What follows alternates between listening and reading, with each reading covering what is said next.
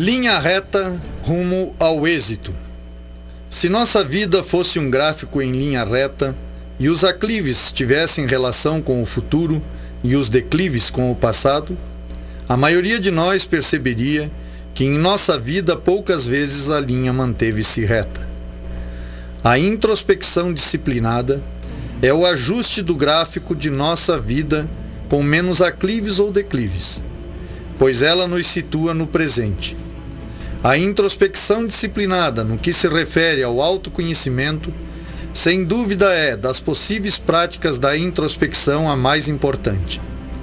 Ela é a ponta de lança dos outros momentos introspectivos. Faz um índice apurado das primeiras coisas que devemos priorizar em nossas vidas. Boa noite, amados ouvintes. Mais uma vez na noite de hoje com vocês, o sócio pensador da Sociedade do Pensamento Livre, Fiorello Agostini, em mais um de nossos programas Pensamento Livre, que tem sempre o apoio cultural da Rádio Cidade FM 98.3, a sua rádio, a nossa rádio, a Rádio do Povo, da Funerária São José, com você nos momentos difíceis da vida, da Peixe e Vida, Aquários e Lagos Ornamentais de pequeno e grande porte. Eu não lembro bem, mas há 2 programas, acredito 2 ou 3 programas atrás, nós colocamos uma proposta aos nossos ouvintes que nos enviassem perguntas pelo Facebook ou por e-mail, que nós estaríamos sorteando 2 livros da Sociedade do Pensamento Livre, o livro Sociedade do Pensamento Livre, de 180 páginas, e o livro Introspecção, de 80 páginas. Eu queria solicitar às pessoas que nos mandar e-mail de outras cidades, que por gentileza, para poder participar do sorteio, quando você não reside na cidade de Otacílio Costa, seria importante se você nos enviasse o endereço correto, com CEP, enfim, para que a gente possa enviar pelo correio os livros, ok? Queria agradecer também ao pessoal de Joinville, de Balneário Camboriú, de Lages, que também nos comunicaram que o programa estava muito bom na internet no sábado passado. Então isso é tremendamente importante, que vocês não mandem os e-mails só quando vocês não conseguem, vamos dizer assim, ouvi-lo através da internet, mas que quando está tudo funcionando, a gente também fique ciente de que está tudo ok. Eu agradeço aqueles que tiveram este cuidado de nos enviar um e-mail comunicando de que o programa estava muito boa a transmissão. E eu fico feliz por vocês poderem acompanhar assim em outras cidades. Nós sabemos, temos sócios pensadores em Caxias, Vacaria, Criciúma, Florianópolis, enfim, espalhado em todo o estado de Santa Catarina, Rio Grande do Sul, alguns no Paraná. E quando a internet está bem, o pessoal acompanha aí então ao vivo o nosso programa, e agradecemos pela companhia de todos. E queremos reiterar aqui o nosso convite, que vocês participem também com perguntas. Só daí, por gentileza, nos enviem um endereço correto com CEP, para que a gente possa fazer, então, remeter os livros àqueles que forem sorteados. Ao pessoal aqui de Otacílio Costa, aqueles que não dispõem de internet, que não podem enviar as suas perguntas através do nosso site, do nosso e-mail, que é spl@sociedadedopensamentolivre.com.br, ou através do Facebook Sociedade do Pensamento Livre, pode também fazer uma cartinha. Coloca no envelope, escreve no envelope ao programa Pensamento Livre, deixa durante a semana aqui na rádio, que o pessoal encaminha pra gente no final de semana, tá ok? Então aqueles que não dispõem de internet, pode fazer as suas cartinhas com as suas perguntas, e assim também estarão concorrendo aos livros. Na noite de hoje nós vamos responder então as perguntas que foram sorteadas no decorrer desta semana, lembrando também que alguns ouvintes que perguntam não querem se identificar, e nós respeitamos esse desejo dos ouvintes.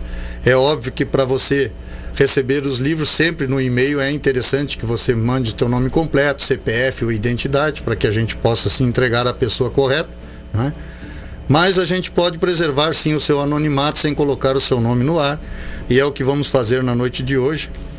Que esta pessoa que nos enviou as perguntas e foi sorteada colocou assim que o nome fantasia é Inverno Otaciliense, portanto é aqui de Otacílio Costa, e nós vamos respeitar esse sigilo, esse anonimato, mas lembrando que foi sorteada, então durante a semana pode retirar os seus livros aqui na rádio. Nós vamos a um breve intervalo e voltamos então na noite de hoje com as perguntas que foram sorteadas no decorrer da semana. Obrigado.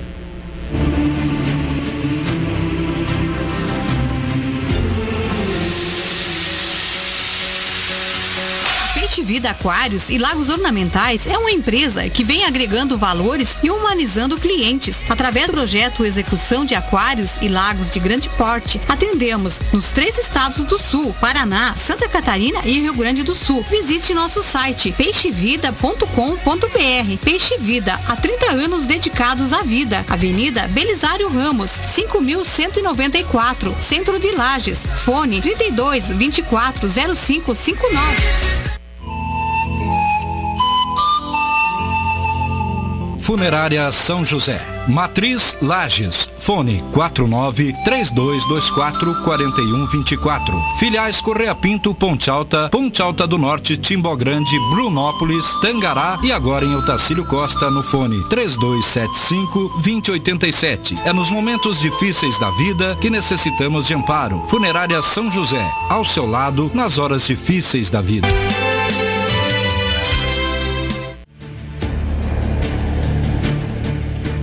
Voltamos, amados ouvintes, mais uma vez na noite de hoje com vocês, o sócio pensador da Sociedade do Pensamento Livre, Fiorello Agostini, mais um de nossos programas, Pensamento Livre, sempre com apoio cultural da Rádio Cidade FM 98.3, a sua rádio, a nossa rádio, a Rádio do Povo, da Funerária São José, com você nos momentos difíceis da vida, da Peixe Vida, Aquários e Lagos Ornamentais de pequeno e grande porte. Antes de entrar mais efetivamente nas perguntas aqui e respostas, eu gostaria de falar um pouquinho a respeito do texto que abriu o programa na noite de hoje. Ele é parte do capítulo 4 do livro Introspecção, que é intitulado Introspecção Disciplinada. Reforçando, para aqueles que não estavam muito atentos à abertura, ele nos diz o seguinte: linha reta rumo ao êxito. Se a vida de cada um de nós, né, fosse um gráfico em linha reta e os aclives tivessem relação com o futuro e os declives com o passado, a maioria de nós perceberia que em nossa vida poucas vezes a linha manteve-se reta. A introspecção disciplinada é o ajuste do gráfico da nossa vida, com menos aclives ou declives, pois ela nos situa no presente. A introspecção disciplinada, no que se refere ao autoconhecimento, sem dúvida é, das possíveis práticas da introspecção, a mais importante. Ela é a ponta de lança dos outros momentos introspectivos. Ela faz um índice apurado das primeiras coisas que devemos priorizar em nossas vidas. Eu fiz questão de abrir com a leitura deste texto, porque sempre que abordamos qualquer tipo de assunto aqui, frisamos que o cerne da sociedade do pensamento livre, aquilo que é, eu diria assim, um dos motivos de existir da sociedade do pensamento livre, que nos motiva a uma vida melhor, a ferramenta que nós usamos objetivando essa vida melhor em todos os níveis, é a prática introspectiva. Eu diria a vocês que aqueles que não se permitirem efetivamente a prática introspectiva, a essa experiência relacionada às suas próprias vidas, talvez não percebam a importância que tem a introspecção na vida de cada um de nós.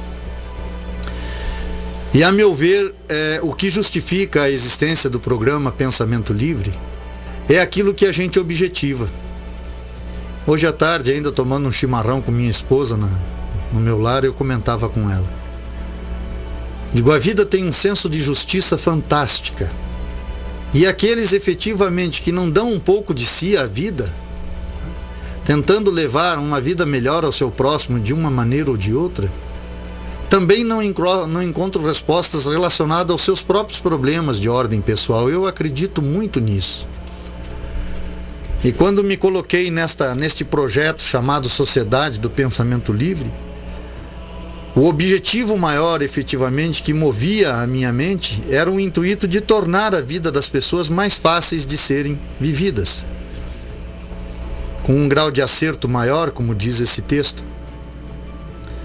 Que se de fato a nossa vida fosse uma linha reta, a gente conseguisse manter a maior parte do tempo esta linha reta sem declives ou aclives. No entanto, é quase que impossível se ter uma experiência nova relacionada à vida quando não se tem a disposição da prática de algo novo, né? Nós já comentamos aqui e podemos repetir, é insano eu achar que vou modificar qualquer coisa em mim, mesmo quando eu acho que a minha vida já é boa o suficiente dentro das práticas às quais optei ao longo da vida. Mas é impossível eu achar que a essa vida boa eu possa acrescentar uma vida excelente se não houver um ingrediente novo, se não houver uma nova prática, uma extensão maior diante daquilo que eu já pratico. Então, o meu esforço no programa Pensamento Livre é sempre no sentido de dar ciência da importância da introspecção na vida de cada um de nós.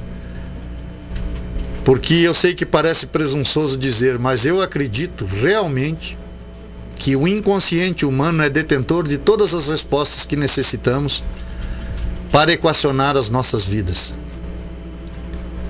Então é óbvio, na medida que a gente recebe perguntas, nós vamos tentando equacioná-las, dar uma resposta satisfatória àqueles que nos enviam.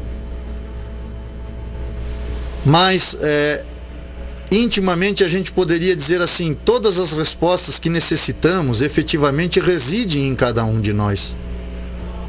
Então, às vezes, a resposta que vem de fora, ela pode nos auxiliar, nos dar uma diretriz.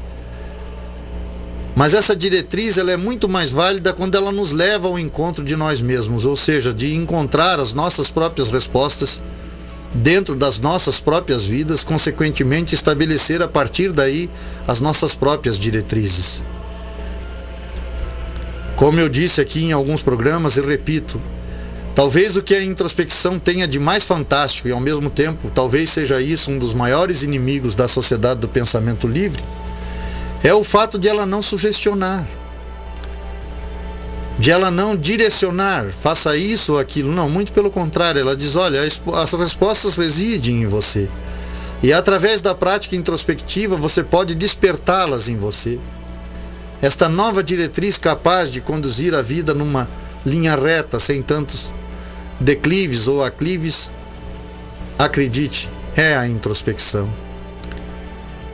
Acreditamos piamente que todo ser humano é detentor do saber necessário para poder viver a sua vida de forma feliz e significativa. Porém, esse saber que reside nele só pode ser revelado por ele e através dele. Então as respostas buscam efetivamente dar uma luz, mostrar um caminho. Mas quem deve trilhar esse caminho é você que nos ouve. Quem deve seguir esse caminho, fazer desse caminho uma opção, é você que nos escuta. Porque só então aí as respostas serão efetivamente fidedignas. Então o ouvinte sorteado nos coloca assim: tem algumas perguntas, quero estar concorrendo aos livros da Sociedade do Pensamento Livre. Gostaria de manter o meu anonimato, meu nome fantasia pode ser Inverno Otaciliense. Cá entre nós o inverno está bem acentuado esse ano, não é verdade? Começa nos dizendo o seguinte: sobre o nosso eu. Temos o hábito de dizer, eu sei, eu vi, eu fiz assim, comigo deu certo desta maneira. O bem é por aqui. Existe o bem e o mal, e cada um é aquilo que alimenta. Então devemos anular nosso ego em família, respeitar os filhos, mesmo que estão tendo atitudes erradas com relação a valores e princípios? Esta seria a primeira pergunta, mas ela prossegue com exemplo. Por exemplo, um casal tem 4 filhos, todos um oposto do outro. Um quarteto em teimosia e em idade, de 18, 19, 22 e 24 anos, ou seja, 2 casais. Como entender essa juventude cabeça baixa do smartphone, do tablet, do Wi-Fi, celular atualizadíssimo, como conversar, como fazê-los respeitar os avós, comunicação de que forma, cadê a comunicação verbal? Prosseguindo, eu vou expor todas as perguntas e depois nós vamos tentar equacionar cada uma delas. Se a comunicação verbal já está complicada, imagina como está a leitura, saber ouvir, interpretar. Por exemplo, as coisas estão muito prontas, os adolescentes querem simplificar as coisas. A sociedade do pensamento livre, o que poderia passar aos pais de pré-adolescentes diante de programas de TV, novelas, filmes, amigos, companhias? Quarto, para os pais conservadores e decididos, frente a filhos que estão em outra, como dizem, apanhando, sofrendo, teimando por não andar nas coisas certas, temos que deixá-los, pois só se aprende dessa forma? Será que os pais são ultrapassados mesmo? 5. Num trecho do livro da Sociedade do Pensamento Livre que vi na internet, diz que, no livro Sociedade do Pensamento Livre, o jornalista escreve um artigo intitulado Uma obra que pode revolucionar o seu eu. Dá para explicar que mudanças podem ocorrer no nosso eu, lendo e praticando essa sociedade? Nós vamos a mais um breve intervalo e em seguida voltamos tentando equacionar da melhor forma possível essas questões. Até daqui a pouco.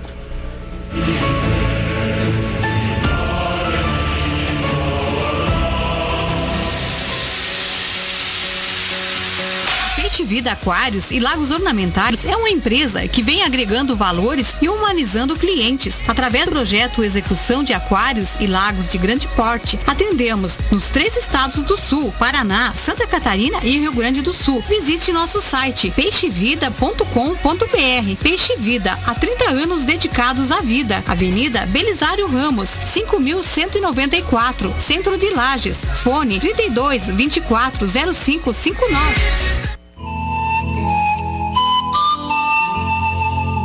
Funerária São José, Matriz Lages, fone 49-3224-4124. Filiais Correia Pinto, Ponte Alta do Norte, Timbó Grande, Brunópolis, Tangará e agora em Otacílio Costa no fone 3275-2087. É nos momentos difíceis da vida que necessitamos de amparo. Funerária São José, ao seu lado nas horas difíceis da vida.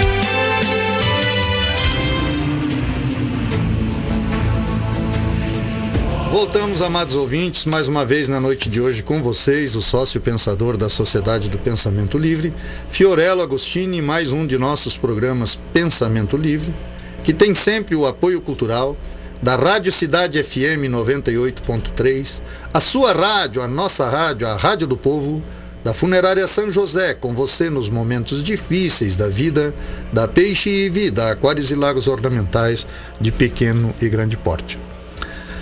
Então, voltando aqui ao inverno otaciliense, nosso ouvinte, sobre o nosso eu, temos o hábito de dizer, eu sei, eu vi, eu fiz assim, comigo deu certo, dessa maneira.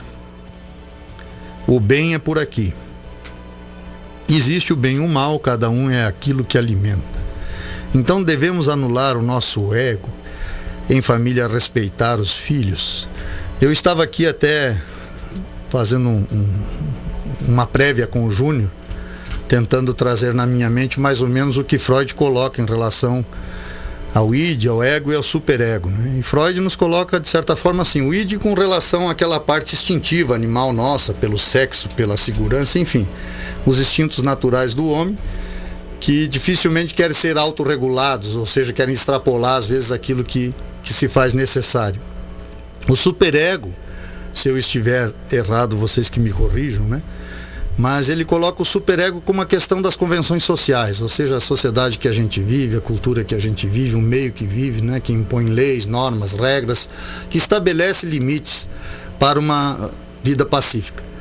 E ele coloca o ego entre esses dois extremos como um mediador, ou seja, aquele que não extrapola demais a questão instintiva, porque tem que observar a questão do superego, que são as limitações. Então ele pressupõe que o ego seria a parte equilibrada do ser, né? Ou seja, Mas existem outras maneiras que são vistas a questão do ego, né? Como o egoísmo, por exemplo, sabemos que é uma deficiência do ser. É um ser tremendamente centrado em si mesmo, que só pensa em si, sem se preocupar se está prejudicando alguém quando está objetivando algo. Então, primeiro depende de que maneira a gente está tentando expor essa questão do ego quando se faz a pergunta. Não é? Sobre o nosso eu, temos o hábito de dizer, porque o eu seria o componente desses três, a junção dos três, id, ego e superego. Não é?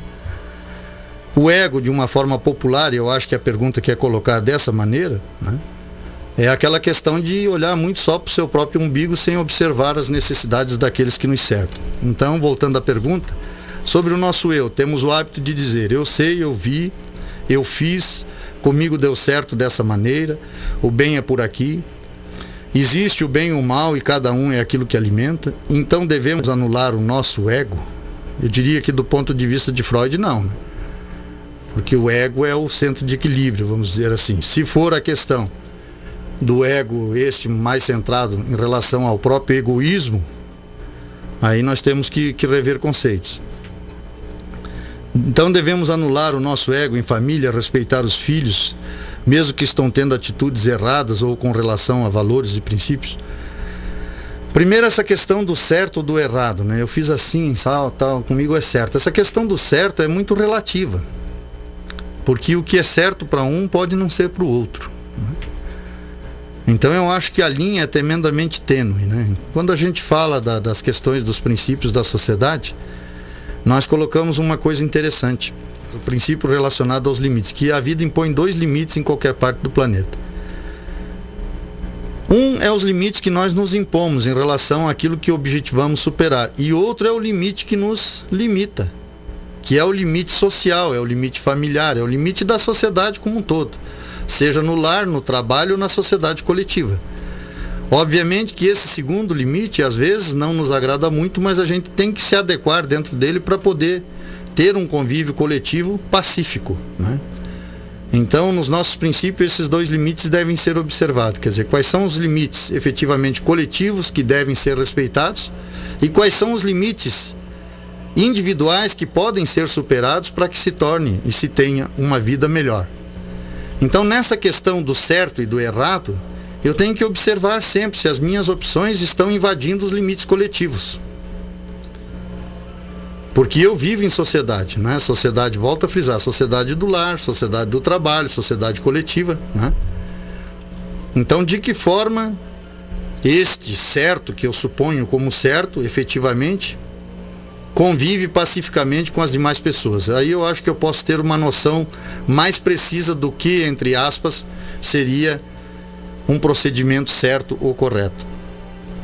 Existe o bem e o mal. Eu diria que a vida, ela é sempre composta de 3 componentes, de um modo geral. Se você pega na questão espiritual do cristianismo, por exemplo, não é a Santíssima Trindade lá, Pai, Filho e Espírito Santo. Se você pega na questão das energias, é positiva, negativa e neutro. Isso significa que sempre existe o caminho do meio. Então existe o bem e o mal e o caminho do meio, não é? Porque às vezes nós temos dificuldade até em avaliar o que de fato é bom e o que de fato é mal. Então, quando essa dúvida é perene, de repente o caminho do meio é o lugar mais apropriado a ser seguido. Tem uma placa de trânsito que eu acho maravilhosa e acho de todos os sinais o mais justo. Na dúvida, não ultrapasse.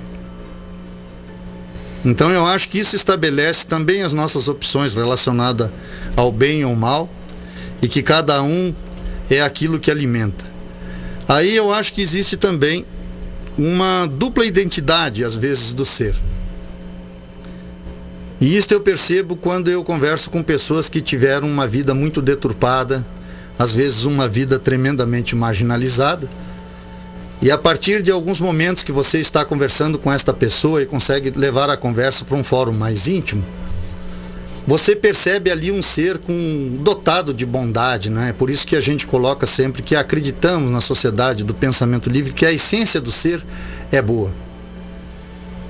Até no livro Sociedade do Pensamento Livre nós temos algumas histórias de pessoas que tiveram uma vida não tão exemplar, mas que se tornaram ao longo do tempo pessoas exemplares. Porque acreditamos piamente que o bem reside em todo ser humano. E que as nossas opções durante a vida, como coloca aqui, cada um é aquilo que alimenta, muitas vezes efetivamente pode construir um ser que de fato não somos. E quando nós vivemos apenas um personagem, criamos uma identidade que não é a nossa. E vejam bem, aqui eu não estou falando só da questão do mal quando a ação é má, não é? Eu vou exemplificar de forma bem simples. Há um dito popular que diz o seguinte: tem pessoas que comem macarrão e arrotam camarão. O que significa isso? Quer dizer, muitas pessoas têm dificuldade até de assumir a sua classe social. E tentam vender uma imagem de uma classe A quando na verdade não estão lá, né? Infelizmente existe essa classificação social idiota que não serve absolutamente para nada, porque todos somos seres humanos. Mas ela existe, nós sabemos que é verdade. Então, quando você constrói esse ideal de ser que você não é, ou tenta se situar dentro de uma classe a qual você não está conjugado, você também está vivendo uma inverdade, está construindo um personagem. E quando nós construímos um personagem, nós não vivemos o que de fato nós somos. Então, sim, nós somos fruto de nossas escolhas? Eu diria que sim. Mas não significa que esse ser construído é efetivamente o que nós somos. Então nunca é tarde para descobrir a realidade de ser de cada um de nós. Por isso nós insistimos muito na prática introspectiva, porque o que é a prática introspectiva? A análise que o sujeito faz dos seus pensamentos e dos seus sentimentos. Para simplificar o verbo, é conjugar o ser. Né? O que realmente se identifica comigo? O que faz parte da minha vida, efetivamente, que se identifica comigo? O que não se identifica comigo? Quer dizer, eu sou um ser real ou estou vivendo apenas um personagem ao longo da vida? Quando é que eu vou ser eu mesmo? Então eu acho que esta real descoberta de identidade é tremendamente importante, porque às vezes nós achamos que mal é só aquele que pratica o mal, não é? Que vive uma vida marginalizada e tal. No entanto, tem muita gente que pratica o mal a si mesmo, ainda que não prejudique a sociedade como um todo, mas vive um papel que não é o seu.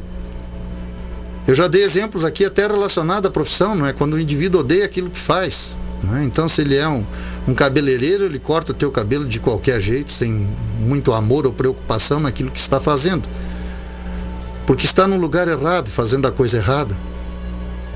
Então essa questão da busca da identidade própria é tremendamente importante. Eu estou respondendo isso assim, desta forma e bem detalhado, dentro daquilo que a gente pensa, até do ponto de vista introspectivo, do que a gente pôde experienciar ao longo desses anos na sociedade do pensamento livre. Porque normalmente o problema daqueles entes queridos, filhos, esposo, esposa, enfim, amigos, que nós temos dificuldade de relacionamento, que não compreendemos bem, ele está muito relacionado, não a eles propriamente dito, mas primeiro a nossa própria pessoa e a nossa forma de conviver com essas pessoas, sejam entes familiares ou não. Então devemos anular, ele coloca assim, o nosso ego em família, respeitar os filhos mesmo que estão tendo atitudes erradas com relação a valores e princípios. É interessante que essa questão de valores e princípios, né, também são duas coisas tremendamente distintas, né? Princípio nós já colocamos aqui, e isto é muito confundido. Princípio é aquilo que não pode ser alterado, né? Por exemplo, então tem princípios que são incutidos, mas que são questionáveis. Eu vou colocar uma coisa aqui bastante complexa, mas que cada um julgue da forma que quiser. Por exemplo, a crença é um princípio natural presente em todo ser, em qualquer parte do planeta. Então isto é um princípio efetivamente, porque não existe nenhum ser no planeta que não esteja instituído de algum tipo de crença. Agora, o que ele acredita nem sempre pode ser colocado como um princípio, e aí existe um equívoco. Porque às vezes a pessoa coloca a sua crença como um princípio totalitário. Ela acha que todo mundo tem que acreditar naquilo que ela acredita. Não, eu acho que o correto seria dizer: todo mundo precisa de uma crença para ter princípios. No entanto, cada um tem que ter a sua própria crença. Cada um tem a liberdade de acreditar naquilo que queira acreditar. Então, quando se impõe uma crença de modo coletivo, se elimina o princípio. Porque aí o princípio não é natural. Quer dizer, você está colocando uma crença de novo artificial. É assim como uma falsidade do ser construído, não é? Que se torna um personagem, que tem pouca identidade real com aquilo que de fato você é. Então essa questão há que se perceber que é bastante complexa, porque às vezes a gente quer que os filhos sigam os nossos princípios, e aí eu coloco princípios entre aspas, né? Porque às vezes incluímos no nosso princípio a nossa crença específica, né? E às vezes o meu filho não tem predisposição de acreditar naquilo que eu acredito. Ele tem as suas próprias convicções, a sua própria maneira de pensar, de agir e de crer. E aí eu acho que o meu filho não está agindo de acordo com as minhas crenças, com os meus valores, né? Então eu penso que quando se observa isso, primeiro tem que se ter uma noção exata. O que é princípio de fato? Quais são os princípios que movem o ser humano? Eu digo a vocês, o bem, né, é um dos princípios naturais do ser humano. Eu sei que é difícil acreditar nisso, mas é real. É real, e cada vez mais as experiências provam isso. Eu não sei se vocês lembram na semana passada, quando eu fazia referência a uma pesquisa feita com bebês, para ver qual era a atitude deles diante de alguém irado, diante de um quadro irado, e um quadro que ajudava o outro, etc. E isso foi feito com crianças de 3 e 6 meses de idade, né? E todas elas adotavam uma amizade, uma simpatia por aquele que prestava ajuda ao outro quadro, né? Dentro daquela experiência que foi colocada no programa anterior. Essas experiências têm sido cada vez mais frequentes, mesmo nessa questão da colaboração coletiva, que também nós fizemos algumas citações no programa passado, né? Que o ser humano nasce com essa capacidade fantástica, né? Que não é só dele também, é bom que se diga, mas de se organizar socialmente, né? De fazer pequenas associações, pequenos grupos, ou até às vezes grandes grupos, né? Grupos de cientistas em estudo de determinadas doenças, de países diferentes que se juntam por uma causa, grupos de pessoas que fazem ajuda solidária a pessoas que necessitam, enfim, grupos de religiosos, né? Grupos terapêuticos de autoajuda relacionada a dependências químicas, obsessões, né? Como existe isso na sociedade hoje, nós sabemos. E esta capacidade é uma capacidade humana que se tem de se viver coletivamente, de criar interesses em comuns, de tolerar as diferenças no sentido de tornar essa coletividade possível, como é a coletividade de uma grande empresa, como temos aqui, né? Essa empresa de celulose enorme, né? Então, o ser humano consegue se organizar e viver coletivamente. Por quê? Porque reside em princípios em sua essência que tornam isso possível. E isso são princípios, porque residem em nós, independente de credo, de raça, enfim, né? É a mesma questão da crença. Todos nós temos uma crença. Agora, as crenças não conjugam. Depende da cultura que você nasce, do país que você vive, das suas próprias convicções pessoais. E aí, às vezes, nós nos equivocamos, como tentamos passar isso para os filhos também como se isso fosse uma regra de justeza, né? Uma das coisas que eu pude observar ao longo da minha vida, quando desenvolvi trabalho junto a dependentes químicos, principalmente em clínicas, é que muitas vezes, quando uma família solicitava uma visita a um jovem de 13, 14, 15 anos, os argumentos da gente iam por terra muito rápido. Porque, olha, eu perdi a conta das vezes em que um jovem se defendia da seguinte forma. Dizia: seu Fiorello, diz, olha, eu vou ser sincero com o senhor, sabe por que eu uso droga? Não, cara, eu não faço ideia. Não, eu uso droga não é porque eu sou doente, como o senhor colocou, não é por isso, é porque a vida é uma porcaria. Diz, porque, olha o meu pai nunca fumou, meu pai nunca bebeu, vai ver como é que ele vive. Olha a minha mãe, Minha mãe nunca fumou, minha mãe não usa droga, não bebe, olha a vida dela. Rapaz, isso era tão comum quando eu fazia abordagens a esses jovens. Isso me entristecia muito, porque o parâmetro que eles tinham de exemplo não era suficiente para animá-los a sair daquele mundo de dependência, entende? Porque eles viam no pai a ausência de uma perspectiva de uma vida feliz, futura. Me lembro uma ocasião em que um dos pais esperou a menina de 17 anos que tinha ido para a balada contra a vontade do pai, e ele ficou como um touro brabo dentro de casa, caminhando para cá e para lá, e depois ele mesmo conversava comigo sobre isso. E às 6 horas da manhã, quando a menina de 17 anos retornou ao lar, o pai foi brabo, até para bater. De repente, quando ele ergueu a mão para a filha disse: baixe sua mão. Aí o pai ficou estagnado diante dela, e ela disse: quando o senhor não tiver mais amantes, aí o senhor pode levantar a mão e falar com o dedo em riste para mim. Mas primeiro olha para a sua vida, para depois vir me chamar a atenção. Ele disse que teve que ficar quieto e dormir, porque era uma verdade da vida dele. Eu não estou dizendo que é este o caso aqui, mas eu digo que às vezes nós adultos temos a presunção de achar que servimos de exemplo para os jovens, e servimos às vezes de mau exemplo para o jovem. É tudo aquilo que o jovem não quer ser, não quer ter, não quer seguir. Eu nem entro muito nesta questão relacionada, por exemplo, à fé religiosa, porque chega a ser trágico. Pessoas que se dizem credoras, não é? Praticantes de determinada fé, seja esta ou aquela, mas que suas ações estão muito distantes de dar qualquer tipo de exemplo de uma prática coerente. Ignora a dor do seu vizinho, a dor do seu próximo, né? Então essa é uma questão tremendamente complexa. Olha, existe uma frase que é mais velha que a humanidade, eu acho, mas eu repito muito para mim mesmo essa frase. Ela diz: o exemplo não é a melhor maneira de convencer, é a única. O exemplo não é a melhor maneira de convencer, é a única maneira de convencer. Então tudo passa por mim primeiro. Como efetivamente eu ajo?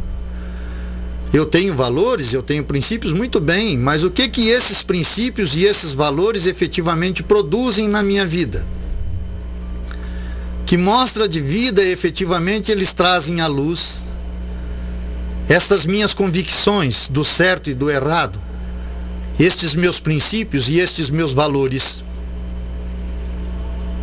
Qual é a análise que as pessoas fazem de mim? Não eu.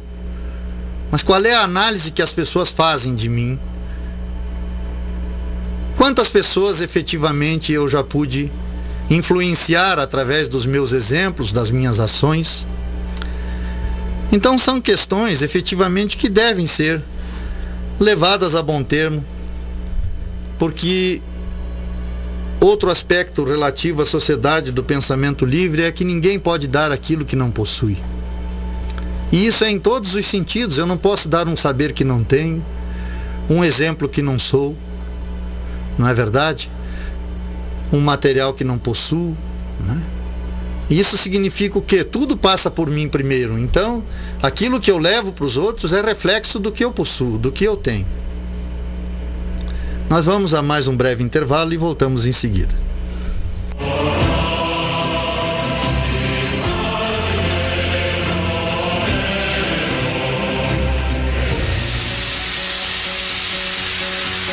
Peixe Vida Aquários e Lagos Ornamentais é uma empresa que vem agregando valores e humanizando clientes. Através do projeto Execução de Aquários e Lagos de Grande Porte, atendemos nos 3 estados do Sul: Paraná, Santa Catarina e Rio Grande do Sul. Visite nosso site peixevida.com.br. Peixe Vida, há 30 anos dedicados à vida. Avenida Belisário Ramos, 5.194, Centro de Lages. Fone 32 24 0559.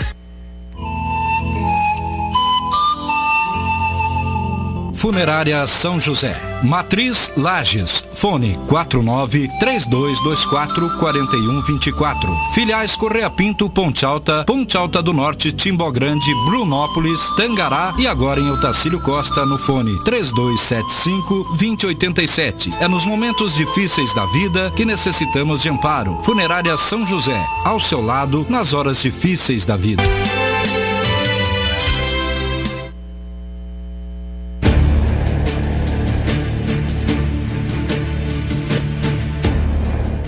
Voltamos, amados ouvintes, mais uma vez na noite de hoje com vocês, o sócio pensador da Sociedade do Pensamento Livre, Fiorello Agostini, mais um de nossos programas Pensamento Livre, que tem sempre o apoio cultural da Rádio Cidade FM 98.3, a sua rádio, a nossa rádio, a Rádio do Povo, da Funerária São José, com você nos momentos difíceis da vida, da Peixe e Vida, aquários e lagos ornamentais de pequeno e grande porte. Eu sei que às vezes eu pareço um tanto quanto severo nas respostas, mas eu não tenho assim uma facilidade muito grande em agradar as pessoas, porque eu acho que às vezes não tem como, você só pode falar aquilo que julga pressupor para você, aí eu coloquei, né, o que é o certo e o errado, porque nem sei se estou certo, né? Mas devo acreditar que aquelas convicções que eu tenho é isso que eu devo expor. Então, se isso não serve para o outro, paciência, eu não posso fazer muito a respeito. Por isso, volto a frisar, a ferramenta correta é a introspecção, porque ela pode me dar certezas. Então, em relação às minhas ações, eu tento agir de conformidade com aquilo que a introspecção me leva, com aquilo que ela me orienta e me coloca em relação à vida e todas as pessoas que fazem parte do meu convívio. Prosseguindo, diz assim, por exemplo, um casal tem 4 filhos, todos um oposto do outro, um quarteto em teimosia de idade, 18, 19, 22 e 24 anos, 2 casais. Como entender essa juventude de cabeça baixa, do smartphone, do tablet, do Wi-Fi, celular atualizadíssimo, como conversar, como fazê-los respeitar os avós, comunicação de que forma, cadê a comunicação verbal? Eu diria que aqui é uma coisa tremendamente complexa, primeiro porque as pessoas são diferentes, não importa, eu tenho uma família de 9 irmãos, né? E as semelhanças são muito poucas, até no tamanho, porque o pai era de baixa estatura, a mãe de alta estatura, então tenho irmãos ali de 1,50 m, 1,60 m e irmãos de 2,10 m na minha família. Então, só para simplificar, até do ponto de vista físico, são totalmente diferentes. Imagine então nas questões pessoais, né? Então as pessoas são diferentes. Mas o que nós vivemos hoje é uma coisa tremendamente complexa, porque nós vivemos uma transição tão grande que eu acho que precisaria aqui uns 2, 3 programas para a gente só tocar a superfície desse assunto, né? E essa transição é real.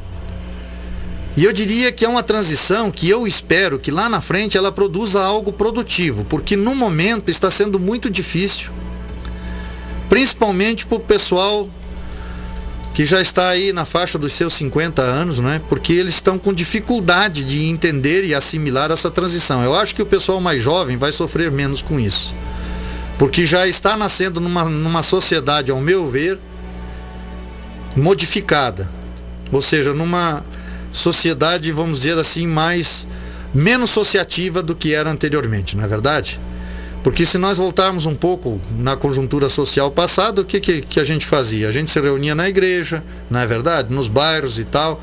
Eram poucas cidades de grande porte, né? As mais eram as capitais brasileiras. Hoje você tem cidades de grande porte em todo o estado, espalhadas e tal, dada a demanda populacional, não é verdade? E as coisas evoluíram, quer dizer, entre aspas, né, evoluíram, de tal modo que as pessoas se desagregaram um pouco.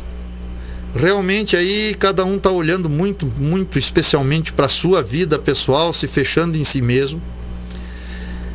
E eu digo porque eu vivo essa mesma dificuldade, e isso é tremendamente difícil, porque a maior parte das pessoas não estão mais dispostas a se juntar em grupos, a conversar, a trocar ideias, não é? Se pressupõe que essa necessidade se ficou substituída aí pelas redes sociais. Então você vai lá, faz uma comunicação, 2, pronto, está resolvido o problema coletivo, né?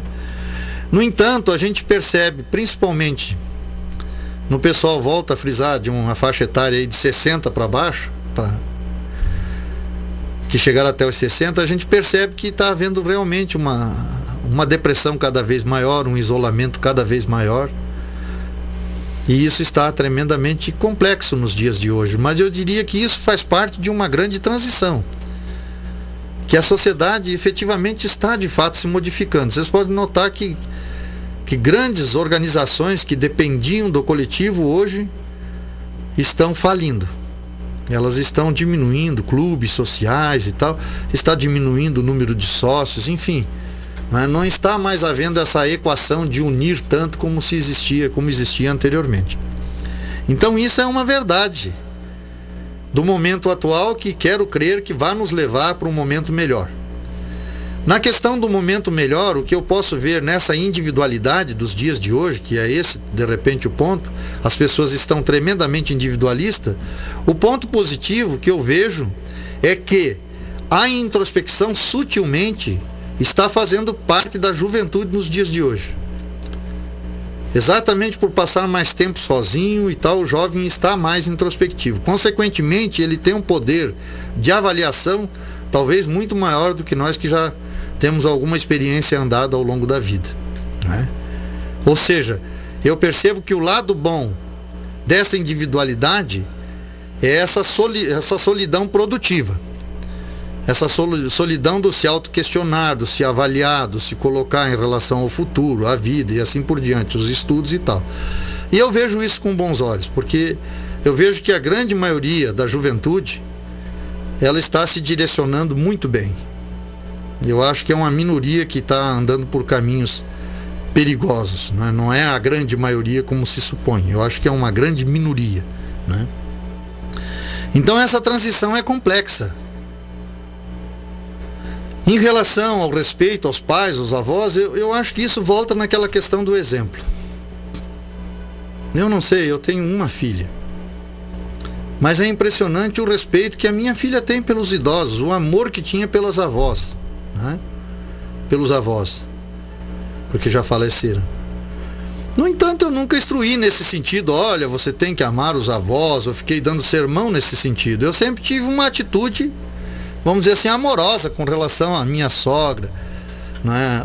O meu sogro já era falecido quando me casei, aos meus pais, a minha mãe, aos padrastos, que tive 2, né? Minha mãe teve 3 casamentos, né? Viuvou dos 2 anteriores e o último também, e faleceu há pouco tempo, agora aos 89 anos. Então eu sempre tive uma vida muito próxima a esse pessoal de idade.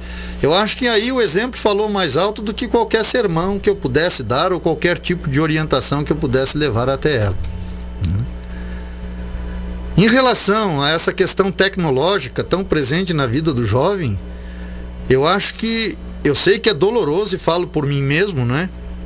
Só recentemente que eu estou com um celular desses mais modernos, né? E olha, foi difícil abdicar do meu velho celular tão simplesinho, né? Hoje já estou acessando a internet e tal. Por quê? Porque a gente tem que aceitar as modificações, as transições que a vida nos impõe. E nós, que já temos um certo caminho andado, temos mais dificuldade com a mudança. Essa é a verdade. Então o jovem, ele não precisa da mudança, porque ele já é a mudança, ele nasce já na mudança, na verdade. Ele nasce situado num novo momento, numa nova situação, numa nova tecnologia. Imagine vocês, eu comecei, por exemplo, como fotógrafo a minha vida aos 6 anos de idade. E naquela época a fotografia era feita com vidro, com chapa de vidro ainda, não havia nem chapa de plástico, nem negativos, né? Então imagine a transição só na minha idade, que não tem ainda 60 anos. Hoje a foto é digital, não tem necessidade sequer de negativo. E eu estou falando só dessa área, mas nós sabemos que a evolução foi significativa em todas as áreas. Por outro lado, o aspecto positivo que eu vejo para o pessoal da nossa idade, aí dos 60, é que nós vivemos uma época da história que pouca gente teve o prazer de usufruir de tantas mudanças em todos os aspectos tecnológicos, enfim. Então é óbvio que existe uma dificuldade nossa de adaptação. a essas novas tecnologias e de aceitar o jovem lá envolvido com seu celular, né? Como ela coloca aqui, com o tablet, né? Com o smartphone, enfim. Porque esta é a realidade do momento. E é uma realidade que, de certa forma, nós estamos meio à parte dela. Então cabe a nós efetivamente fazer um esforço, às vezes quase desumano, para tentar adentrar essa nova realidade da tecnologia, não é? Para não ficar tão à parte dela, né? E aí talvez a gente passe a compreender melhor o que tanto eles buscam ali, né? Como colocou aqui, por exemplo, as coisas estão muito prontas, os adolescentes querem simplificar as coisas, né? A Sociedade do Pensamento Livre, o que poderia passar aos pais dos pré-adolescentes em diante, de programas de TV, novela, filmes, amigos, companhias, né? Aqui é a mesma questão, eu volto a frisar, eu acho que os meus valores, eles vêm em primeiro lugar, entende? É impressionante, mas o meu genro às vezes diz assim para minha filha, igualzinho ao papai. Mas eu jamais pedi que minha filha fosse igualzinho ao papai ou à mamãe ou quem quer que seja, né? Mas as ações são muito similares. Então eu penso que depende dos programas que eu gosto, depende das coisas que eu gosto, eu vejo que é uma tendência natural. Até meus sobrinhos, assim, de se sentir influenciado por certos tipos de músicas que fazia parte da minha vida, ou dos pais deles, ou de livros, de literaturas que a gente prioriza, né? Então eu acho que essas coisas, né? E o fato de as coisas estarem prontas é magnífico, né? Hoje, de você poder contar com o Google ali, você não poder ter que pesquisar tanta coisa, ler tantos livros para achar uma resposta que às vezes está muito mais prática ali, num clicar você consegue essa resposta. Então acho que essa tecnologia existe para nos servir e nós devemos nos servir dela, né? Mas isso não significa que o jovem não tenha sentimentos, que ele não tenha dificuldade de lidar com seus sentimentos, com suas relações, né? Talvez até mais do que a gente pense. Então a questão é de que forma singela a gente poderia contribuir nesse aspecto. E aí eu volto a frisar, é como eu vivo, não é? Efetivamente, como é que eu vivo com a minha esposa, como é que eu vivo com os meus amigos, no meu trabalho, quais são as minhas relações, né? A minha relação de consumo, de que forma eu me comporto, né? Eu leio, qual é o tipo de música que eu gosto. Então tudo isso, de certa forma, pode estabelecer diretrizes àqueles que me são mais próximos. Eu não estou dizendo que vai ser unânime a escolha deles, mas que pode haver uma influência positiva aí, não tenha dúvida que pode. Para os pais conservadores e decididos frente a filhos que estão em outra, como dizem, apanhando, sofrendo, teimando por não andar nas coisas certas, temos que deixá-los, pois só aprende dessa forma. Eu já citei aqui, repito, né? Filhos não são propriedade. Então, alguns de nós tivemos a graça de ter filhos, né? Eu acho que isso em si só é uma graça. Mas lembrar sempre de que não somos proprietários dos filhos. Então os filhos são seres que num determinado momento eu acho que os pais mais deveriam desejar é que eles se tornem independentes.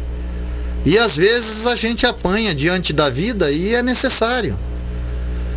A vida tem o seu próprio chicote, não é verdade? Então, lembrar um pouco do nosso passado, da nossa adolescência, quantas chicotadas nós levamos relacionadas às nossas ações, não é? E de repente os nossos filhos têm que trilhar um caminho similar, né? Então deixar que a vida os açoite quando necessário for, não é? A nós efetivamente cabe instruí-los o caminho que julgamos ser o mais correto, mas não forçá-los a andar nele, deixar que eles façam suas próprias escolhas, que avaliem as consequências de suas escolhas, porque é isto que traz maturidade à vida, não é verdade? Então a vida não é tão simples, mas podemos efetivamente torná-la um pouco menos difícil de ser vivida.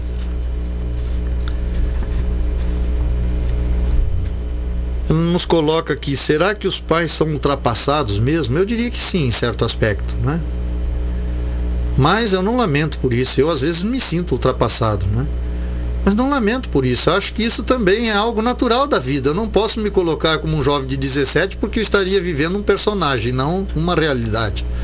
Então eu sou um senhor de 58, 59 anos, vou fazer agora, não é verdade? Então não adianta eu querer me comportar como um moleque de 17, porque isso eu estaria vivendo um personagem. Eu não sou um garoto de 17 anos ou de 20 anos de idade. Né? Então, sobre certos aspectos, eu sou ultrapassado mesmo, né? Eu ainda gosto do Bob Marley, né? Ele já morreu faz tempo, olha só. Né? Então tem até nessa questão dos gostos e tal, das escolhas, né? Eu me sinto ultrapassado em uma porção de coisas. Mas tento, efetivamente, pelo menos mostrar aos jovens que me interessa aquilo que eles fazem, entende? Ainda que não possa alcançar da mesma forma que eles, né? Nós chegamos ao final do programa e ficou uma pergunta aqui que eu não consegui responder e também gostaria de responder de forma mais adequada às anteriores, né? Por exemplo, o que a Sociedade do Pensamento Livre poderia passar aos pais de pré-adolescentes? Isso nós vamos passar no próximo programa. Também aqui a questão que vai ficar no ar para o próximo programa, num trecho do livro da Sociedade do Pensamento Livre,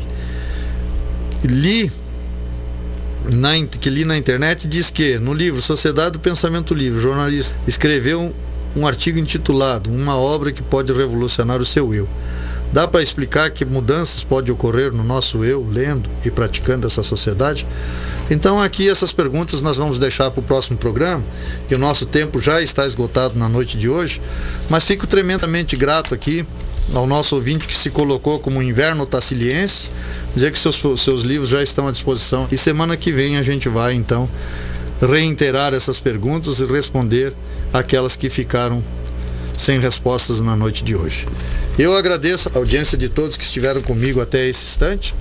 Convido vocês para estarem comigo também no próximo sábado e gostaria de encerrar com uma colocação da sócia pensadora Morella que nos diz o seguinte: o ato de introspectar, quando damos um passo para fora das rotinas normais da sociedade, quando paramos para refletir na vida diária, desencadeia as forças criativas, às vezes nos admirando com o que parece óbvio, às vezes mostrando nossas contradições, preconceitos, convicções inabaláveis, paralisantes. Nossa experiência vivida se transforma em experiência compreendida. Como um raio nos atinge, modificando quem somos, onde estamos e para onde vamos. Sócia pensadora Morella. Obrigado pela audiência de todos e até o próximo sábado.